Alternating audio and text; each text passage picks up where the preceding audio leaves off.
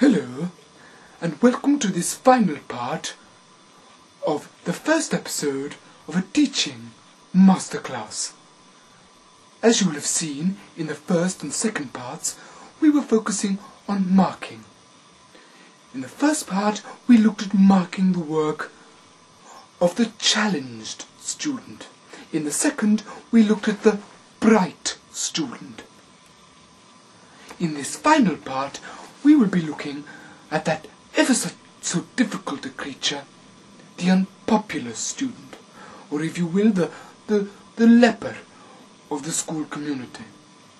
So, in this essay, entitled A Handbag, Oscar Wilde, Raging Queen, or Literary Genius, or both, discuss, we will attempt to mark this unpopular student's work and comment at the end and provide some kind of feedback.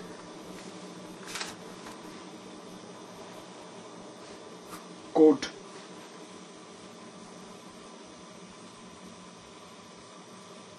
Good introduction. Okay. Nice.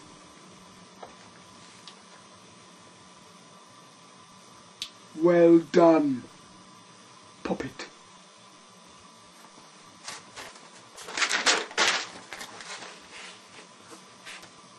Good effort, darling. Notice the use of the kindly words like darling and puppet. They are just some examples of the other words you can use.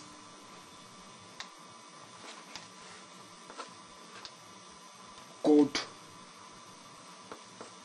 Girl. You go. It's good sometimes to drop into their vernacular, but not too much, for that creates unnecessary informality, and as you will already be no doubt very much aware, that is the route to danger. Good.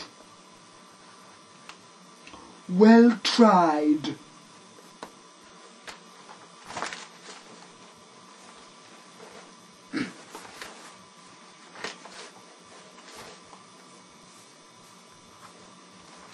Don't agree with her there, but not going to comment.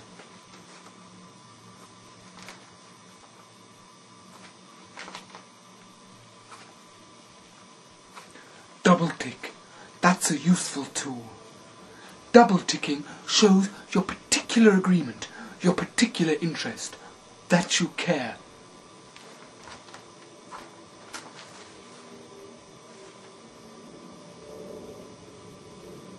Okay.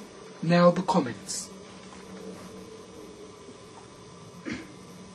Dear Haley. You will notice here how I use her first name, not dear student. Why do I do that? Because it's important with the unpopular student to engage them, to make them feel a little bit special.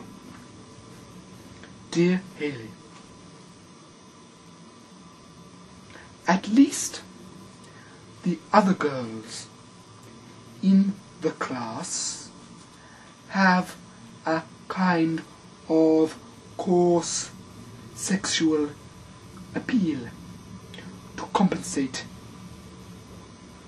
for their utter stupidity. You, on the other hand, would make the elephant man look like the Mona Lisa. You are indeed a pitiful example of existence. Thank you. Yours most kindly, Crispin Turnip, M.A. Cantab, PGCE oxon. As you will see, I dealt with that student in quite a tough manner. That's important, because as unpopular as they may be, they have to know who's boss. However, what I will now do is compensate, as I so often do with students. You will remember, with this challenge student, I rewarded them with a date. However, unpopular students are often morbidly obese. Therefore, rewarding them with food, a date, or this yellow fruit, is not appropriate. This kind of student requires a more flexible and specific approach. Therefore, we must break them down into their different components.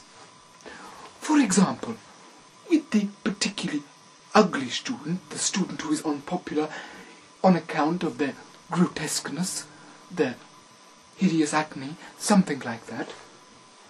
This student is an example. I like to fashion a hat for the student to wear and enclose that with the essay. Thusly, as you can see, this hat comes with a veil. The veil covering the revolting, disgusting face. However, by cunningly placing some sequins, some embroidery, I compensate so they do not feel ostracized or more ugly than they already are.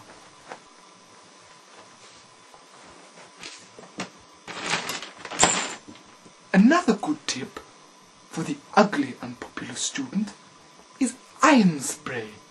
Iron spray can be used by the student when people come their way. They spray it in the eyes thusly, blinding the other student and thus not feeling bad about their appearance.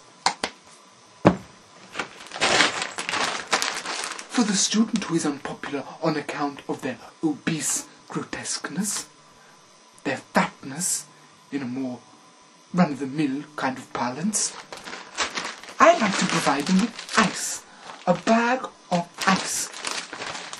Ice serves two purposes for the obese student. Firstly, in moments of hunger, rather than turning to a calorific substance like cake or hot dog or lard, they can eat a piece of ice thusly.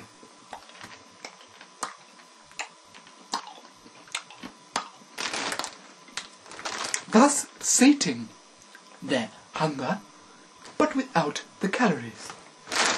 However, this ice can also be used for moments of swelling, which the fat person often enjoys.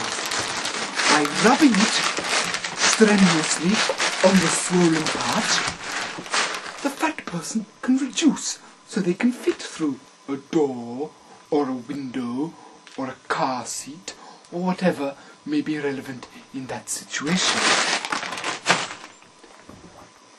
In the case of the socially ostracized student, I like to give them a little teddy bear or little man such as this.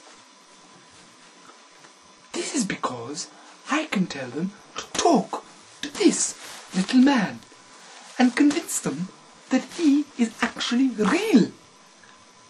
They are so deluded, often, these poor little children, that they believe you, and they will happily engage in conversation with their new best friend, and thus forget about the horrors of the outside world and their utter lack of social interaction ability.